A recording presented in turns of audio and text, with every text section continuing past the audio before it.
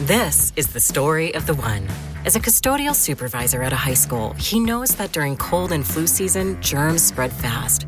It's why he partners with Grainger to stay fully stocked on the products and supplies he needs, from tissues to disinfectants to floor scrubbers. Also that he can help students, staff, and teachers stay healthy and focused. Call 1-800-GRAINGER, click Grainger.com, or just stop by. Grainger, for the ones who get it done. This is the story of the one. As head of maintenance at a concert hall, he knows the show must always go on. That's why he works behind the scenes, ensuring every light is working, the HVAC is humming, and his facility shines. With Grainger's supplies and solutions for every challenge he faces, plus 24/7 customer support, his venue never misses a beat. Call quickgrainger.com or just stop by. Grainger, for the ones who get it done. It's KFI AM 640, and you're listening to The Conway Show on demand on the iHeartRadio app. Yeah, you're going to go away. They're telling me you're going away for a few days to Foosh. Oh yeah, I am. Yeah, you're taking a Christmas hiatus. Little mini vacay / get my stuff done that I don't have time for. Will you leave behind some of your choice cuts? I'll do my best. All right. Love your choice cuts. Thank you, sir. Hey, that humpback whale that was tangled up. Here's an update. I'm hoping for good news, but what I was reading was not too encouraging. Capturing footage of the whale, later realizing it was entangled. I was reviewing the footage. I noticed a rope that was in its mouth and went all the way along the side of its body. And it was pretty obvious to me that it was some kind of fishing ropes. Oh my gosh, to the back of the boat. Fall is a popular time of year for whale watching. An unusually high number of the 60,000-pound humpbacks spotted in the area this year. The entanglement team would need to cut the rope near the whale's eye to set it free, but that poses danger. The agitated humpback could hit them with its tail or flipper. It's really heart-wrenching to see this taking place, and all that the disentanglement team wants to do is to successfully release the animal. The humpback was last seen on Tuesday, and as the days go by, there's growing concern about its well-being. Yeah, I'm afraid it's pretty grim. And, these whales have to navigate around so much stuff. I mean, these ship strikes they have to avoid. The noise in the ocean is a huge problem. I mean, it's like they say, if you were to crank up your earbuds all the way and put them in your ears, that's what these whales are hearing now, because there's just so much noise. I mean, sound like garbage noise within the ocean. So it makes their navigating so much more difficult. And then you have, of course, add to that, these fishing lines, these long fishing lines. And it's a sad fact that, they do their best, these various marine mammal groups, to try to intercede, but there really is very little to be done. So, hey, the hunky killer, Luigi Mangione, who was picked up at that McDonald's in Pennsylvania for killing the United Healthcare CEO, Brian Thompson, there will be a movie about him. The Luigi Mangione Documentary is in the works from Alex Gibney. Alex Gibney is a skilled documentary filmmaker, maybe, one of the premier documentarians and filmmakers in this generation. I mean, it's a remarkable track record that he's got. He did Going Clear, a Scientology movie. He did Enron, the Smartest Men in the Room. Was that what it was called? Oh, he did that one? I thought he did. Am I wrong about that? That's definitely the name of the title. It was good. I'll double check it, because I've been known to be mistaken occasionally. Somebody check it. No, he's the director. Yeah, I'm right. Whew, that's good. I hate to be wrong on a Monday when I've still got the whole week ahead of me. Enron, the Smartest Guys in the Room, was an Alex Gibney film. He did a bunch of a bunch of stuff on terrorism, Taxi to the Dark Side, 0 Days. He did the Steve Jobs documentary. So this guy, point is, he's an award-winning documentarian. And he is picking up this story of Luigi Mangione. It happened on December 4th, of course, the fatal shooting of Brian Thompson, the CEO of United Healthcare. And then 5 days after the shooting, Mangione was picked up at that McDonald's. And his background, maybe a way to put it, I mean, he was a valedictorian at this high-end Maryland high school, was an Ivy League graduate. I mean, this isn't the profile necessarily of someone who would, at age 26, turn completely sideways like this and go on this jihad, carrying a manifesto, allegedly.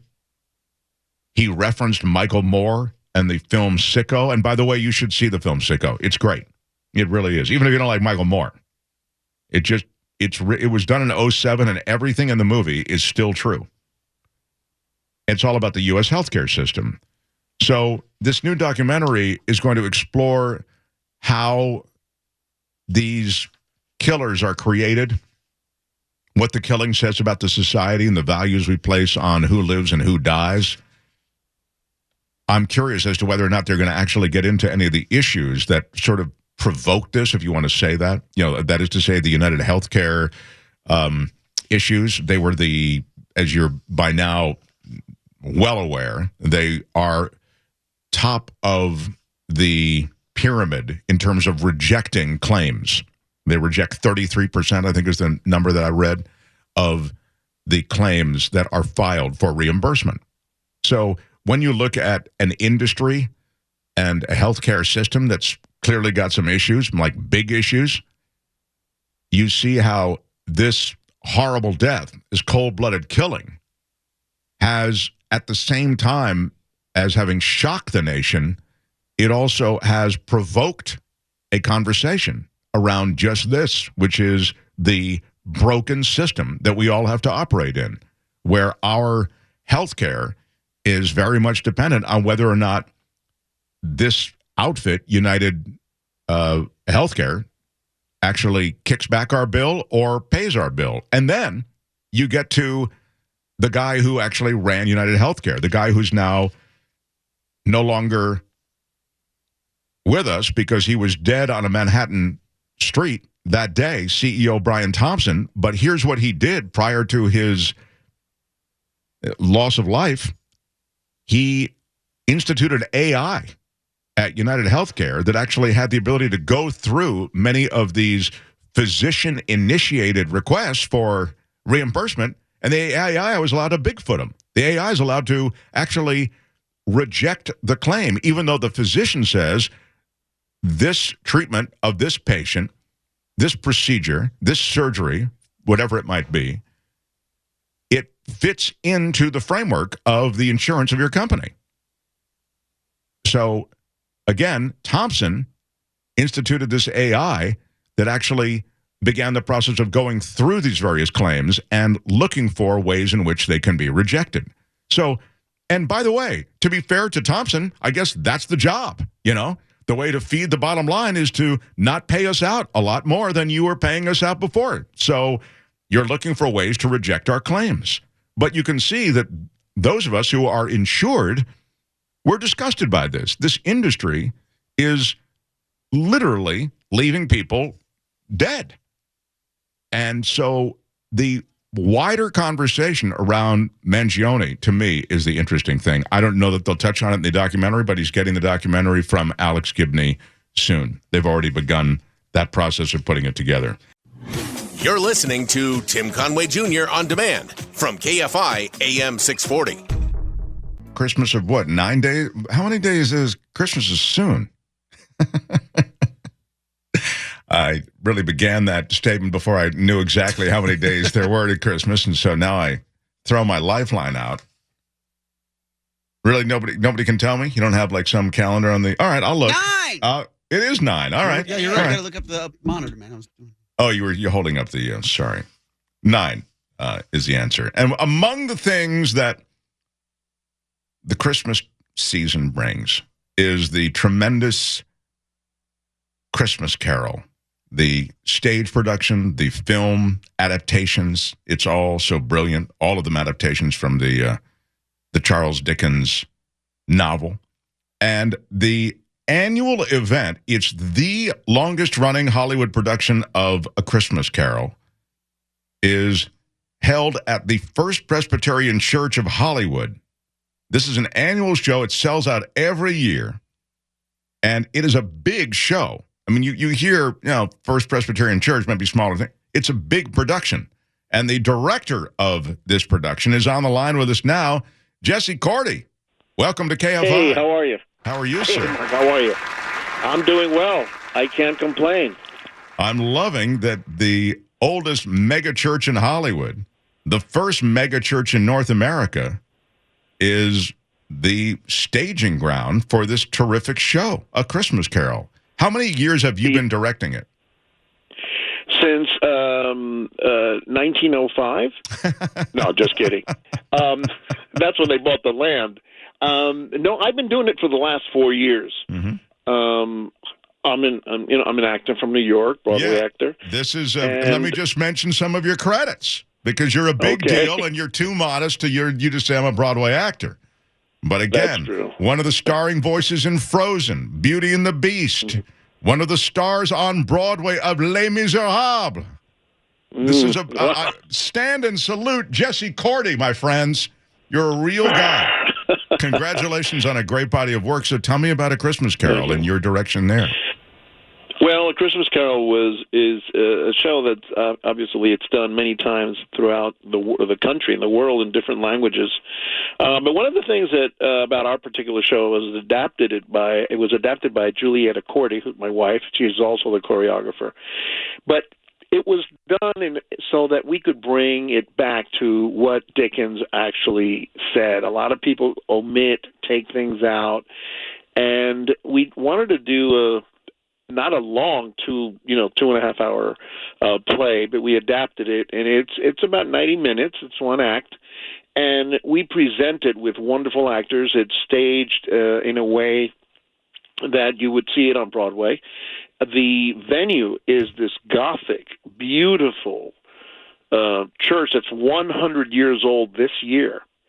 And it was built, and when you walk in there, it's like you're back to 1843.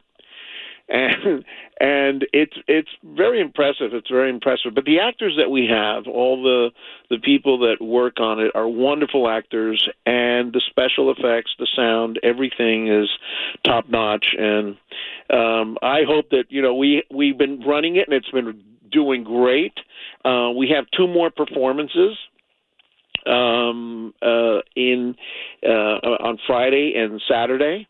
And if you go to achristmascarolhollywood.com, you can get tickets, or just go to fpch.org, and you can get tickets there. And, Mark, if you come, I'll get you comps. I'll tell you what, I really am going to try to get by there. You've been running all month, and that's why you're kind of wrapping up the run this week. Yes, but this is really exciting, and your wife doing the choreography, and she herself has got incredible credits as well. I mean, she has choreographed Annie, Hairspray, Fiddler on the Roof. I mean, she's the real thing. So the two of you together. She doesn't have time for me. She doesn't have time for me. She's too busy choreographing. No. Yeah, and I'm seeing great notices. Joe Montana, the actor, said, "I've seen A Christmas Carol numerous times in my life. This is the best Scrooge I've ever seen." Absolutely. And I like that you streamlined it, because it is a long show. I mean, we lose track of how much we had a tolerance, I think, for longer stuff in the old days. Yeah. No, it's great because we still want to reach 8-year-olds, and we still want to reach 80-year-olds. So we want to keep it so that the attention span is there, but it's full. I mean, it's got everything in it, and you'll see certain things that you wouldn't see in other productions. And so, it really sells itself. When people see it, they go, "I'm going to come every year. I'm going to come every year. Oh, I can't believe this. Why isn't this been?" So it's I feel very good about it, and knowing how critical I am about when I see a play, when I see a show, we have high standards, and it's right up there. And the best thing, Mark, is that afterwards there's a venue in another area. We have a pretty nice big campus right off the 101, First Presbyterian Church of Hollywood. We have you can see the tower there and everything with the bell. We have a venue where people go right after the show, and they get coffee, apple cider. They have refreshment snacks, and there's dancing of that period. My wife leads it, and people will join in, and it's just a that's great fun time because kind of a celebration. Yeah. There's a party afterwards, so that's a nice little thing as well. Yeah, that's really great. So again, it'll be Friday and Saturday evening performances, 7:30. And tickets are, I believe, only $25. It's not expensive. And well, at this stage, Mark, they're like $3,500. No, I'm just kidding. No, we try to keep the price down so that people can go. Yeah, so the whole family can see. It's that kind of production. I mean, it's a Christmas Carol. It's something that everybody should be able to see. Yeah. But I want to say one last thing is that it's on. We're not doing a Saturday evening. We're only doing the matinee. Okay, so we're doing Friday night. So what productions will there be this week to finish it out? Friday night. Exactly. Friday night, and the matinee is at 2:30 on Saturday. And yes, this way it doesn't get too long because this year Christmas pops up on Wednesday, and Christmas Eve is on the 24th, and it just gets, some of the actors are getting back to their homes or taking their times out. So we're this year we took the time off there, but it's going to be a great show. The matinee is great, and the Friday night is killer as well. So Friday night and Saturday afternoon, their last chance to see A Christmas Carol. Again, it's there at Hollywood's First Presbyterian Church on Gower in Hollywood. Congratulations, Jesse Corti. It sounds like you have had another victorious and triumphant year, might be the better word, with Christmas Carol. Yeah. Thank you so much. Appreciate it, and thank you for letting me come on and talk to you and everything. I'm a big fan of yours, by the way. Oh, thank you. Thank you. Well, maybe we have more time for Jesse. My wife's from San Francisco. Well, you go back to San Francisco? Oh, is that right? Wow. Yeah. Wow. That was a long time ago in a galaxy far, far away. I love that you're here and that you're working hard, and I'm looking forward to. I hope I'll get by for Friday night. A Christmas Carol. Again, you can, definitely. It's achristmascarolhollywood.com. Thanks, Jesse. There you go. Okay. Thank you. God bless. Bye-bye. Appreciate it, my friend. Yeah, Merry Christmas to you. A Christmas Carol in Hollywood. achristmascarolhollywood.com for tickets. Catch the last two shows. You're listening to Tim Conway Jr. on demand from KFI AM 640. I just got a call from home. This is when I wish I was Crozier. Crozier's good with stuff around the house. Conway's good with stuff around the house. So we had a big plumbing job that was done this morning. And when it was done, we paid the money. And now there's no hot water in the house. And then we called them and said, hey, there's a problem, because the hot water's not working. The guy came back out, and I have one of those tankless water heater things. All right. And then I have a recirculation pump, so that the water gets through the whole house. Yeah, the whole house. And so now we have apparently lukewarm water, but the recirculation thing is not working. And we did nothing except they turned the water off. He went in, turned the pump off. Okay. And now we can't get it working again. It's bizarre. And so I just got a panic call saying, there's no hot water. I don't know what to do. So this is and I feel this gets to you, Crozier and Conway, because I feel like you're real guys, like you could open up the hood on this thing. Just replaced my tankless water heater earlier this year. See? There you go. Now, to be fair to the guy, I came out with the manual and I said, look, this recirculation pump is not intuitive. Like, you have to really look at these instructions to be able to see how to operate. And he said it like several times. Wow, it's really not intuitive. But he couldn't get it working either. I kind of feel like, God, if a plumber can't get it working. What actual work did he do today? So he put in is it a pressure thing where the pressure from the street is higher than the water like pressure? Regulator? Yeah, regulator. So he put that in. And I think he did one other thing. Might have been also regulator related. And so, all he did when he turned off the water was simply, he did it as a kind of a precautionary thing. Anyway, and then I just got the panic call just right before a second. I don't know what to do. Very confused by why it wouldn't work if all he did was put on some sort of because it's all based on like you're saying with pressure. The heat kicks on when it hits a certain pressure with the water when you turn it on at the faucet, and the recirculator should carry that through. I see. So I don't know, and I don't understand why he wouldn't want. Thank you, Richie. Thank you, Richie. This is a story we'll be doing, a Jamie Foxx story. Thank you, Rich. But I don't understand why the water all of a sudden wouldn't be the right temperature. So it's a bizarre. I mean, it's crazy. And because he's a plumber, I don't really, I can't really weigh in on it. Was it hot before he left? Did he check it at least to see that there was hot water coming before he left? No, we noticed that there was no hot water after he left. He did turn the system back on, though. But he didn't check to see if hot water was coming out? He didn't check. But then to be fair, the guy came back, and he's trying to get it right, and he couldn't get it right. And so now my other half is calling me going, what do I do? There's no hot water. Is he still there now? I don't think so. Oh. No.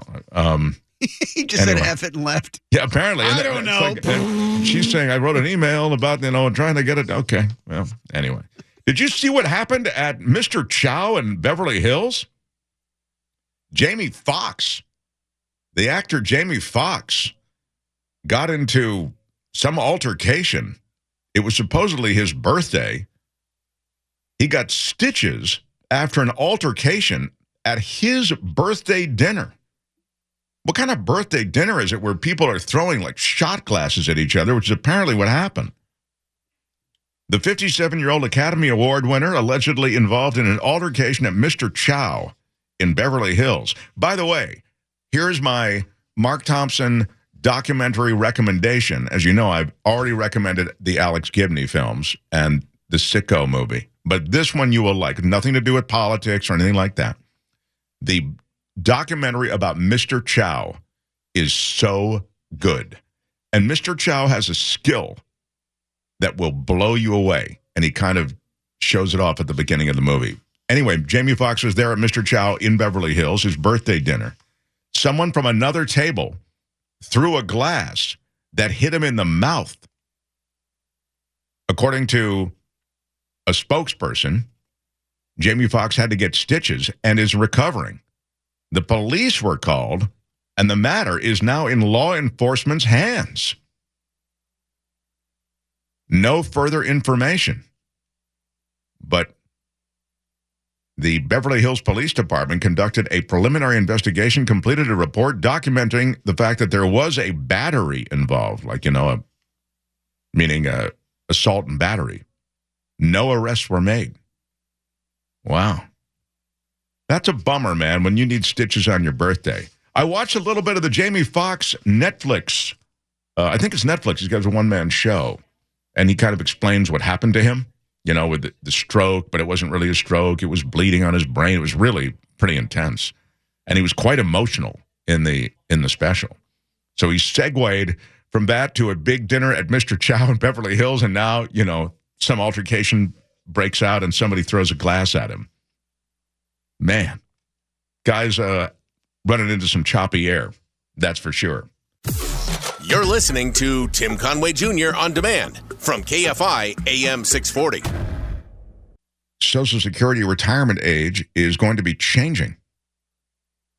In 2025, there will be a higher full retirement age. That's the age at which you will become eligible to claim 100% of your retirement benefit based on your lifetime earnings. The full retirement age for years was 65. But that changed with a law passed by Congress back in the 80s to gradually raise that number to match the fact that we're living longer, right?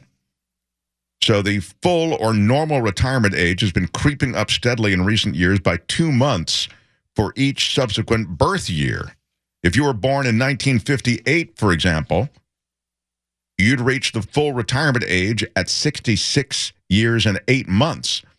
But if you were born in the following year, that retirement age climbs to 66 years and 10 months, like 2 months more added on. Recipients who were born May 2nd, 1958 through February 28th, 1959 will all reach full retirement age in 2025. But for those born in 1960 and later, the retirement age jumps to 67. So you can always elect not to wait until your full retirement age and start getting benefits as early as 62, but you get a reduced amount, right? Those who can wait until 70 to start taking benefits are given a higher benefit amount. If you start collecting at 62 early and you get less, does it bump up at 7 when you hit 70? No. That's pretty stupid. If you crack it early, it's cracked. That's stupid. Yeah. Among the other Social Security changes coming in 2025, a smaller cost of living adjustment at 2.5%. It was 3.4%. And there's an increase in maximum taxable earnings from $168,000 to $176,000. And that's the story on Social Security. More good news. I love how it's around for 80, 90 years, and then right when it's time for us to get close to kicking it in, no. It is true. It was one of the great social programs that is now being targeted for some sort of reconfiguration. It is absolutely saving people's lives right now. Yeah, I mean, that's as exactly much as right. we talk about how people aren't ready to retire and so many, such a huge percentage have nothing saved away. It's oof. Yeah, I mean, Social Security supplements can either be that, a supplement, or they can really be a lifeline, as Crowe says. That's exactly right. And you'll recall, and there's always been this effort, and there's this general separation of two philosophies on this, and I think the general philosophy that's moving into the White House and moving into control of Washington now is one that feels as though private industry is better at everything, that government doesn't operate efficiently and private industry does, and for that reason, we should privatize a lot of things. That's their thinking. I mean, the reality is, I think, and when it comes to Social Security, it's even been floated by George Bush. Remember, the younger George Bush floated the idea that there would be a control of your Social Security account that you would have. And you could invest it anywhere you wanted. You could put it into the stock market. You could make it grow, is the idea, in bigger ways. Now, the problem with that is if you don't make it grow and you bust out, as many have, what do you do with those people? I mean, you've given them control of their Social Security account, even though they can't cash it out. You've allowed them to squander it, in effect, with all of, maybe they buy penny stocks, maybe they buy blue chip stocks, whatever it might be. Maybe they invest it in some other flyer that they're, you know what I mean? The idea somehow that people should take control of that money, I thought it was fraught with issues. Now, it never did come to pass. And so, as Crozier has just said, that small amount of Social Security is critical. And the notion that it would go away, whether you squandered it somehow by a bad investment or that somehow it just, again, would be phased out, is a scary notion. It's such a successful program, and people count on it because they did what? They paid into it. So they want the money back. It's perfectly reasonable, but they are shading up the numbers when it comes to when you can be eligible for full redemption. So anyway, back to the point in Washington, there are a lot of efforts underway to sort of target various government programs and various government handouts for either extinction or for privatization.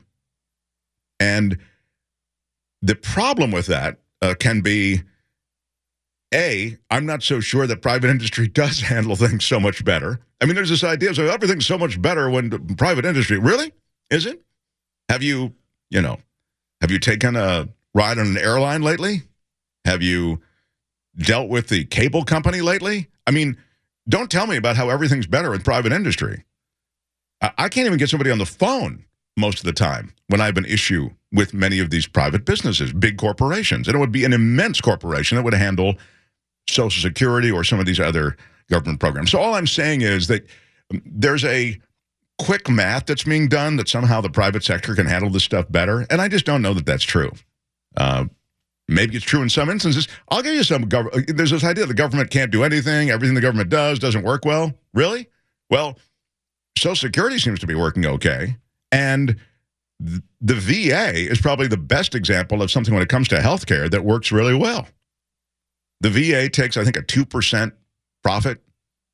And I don't need to tell you what private industry does with profits. These insurers take massive, massive cuts. And that's in the middle of them rejecting your bill. You've submitted for insurance, and a big part of the time, they'll kick it back to you. Or your deductible is so high, or your copay, that it's like, why do I have this insurance? I'm paying so much, thousands every year. And still, they reject my claim.